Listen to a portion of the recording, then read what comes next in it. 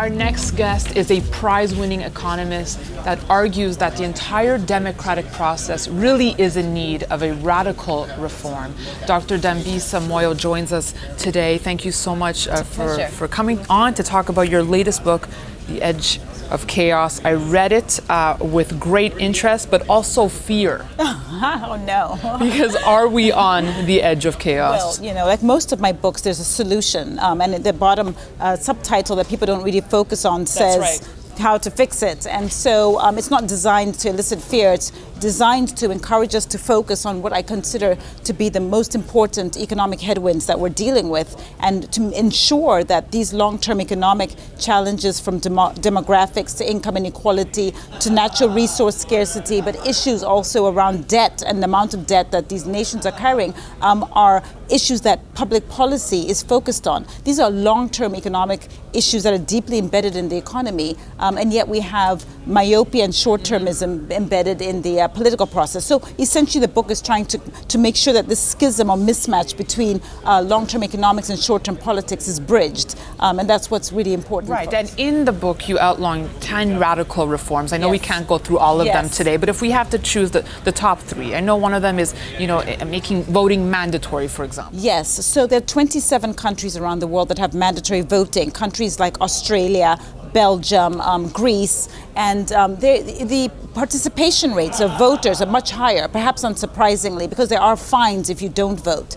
In places like these countries, the participation rates are above 80%, very often even above 90%, whereas in the United States we see participation rates around 50%, and in fact for low-income households as low as 30%. So very far off from that one man, one vote mantra that we know regarding liberal democracies. And I think the consequences of that are quite dire, because what you end up with is basically a narrow voting parties, and I think that means that policymakers and politicians very naturally try to steer the political agenda towards the people who are voting and not towards the broader societal base. And so I think it's really important that we get those voter participation rates up. So Dr. Moyo, do you feel this has to come from the public or private sector, this initiative? Well, I think that ultimately it's about citizen engagement, and so I really hope that people will read the book and take away the need for us as voters not only to get more engaged, but also to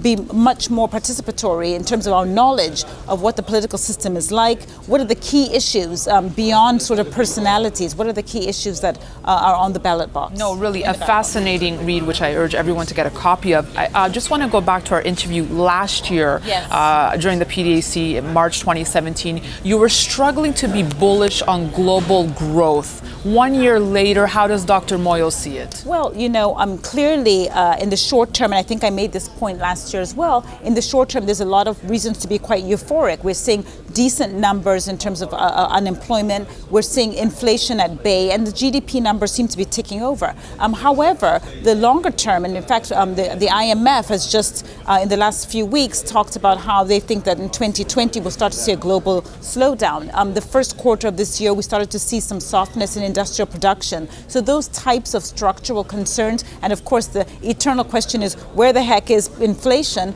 I think those type of issues are still looming in the global economic debate. Well said, Dr. Moyo.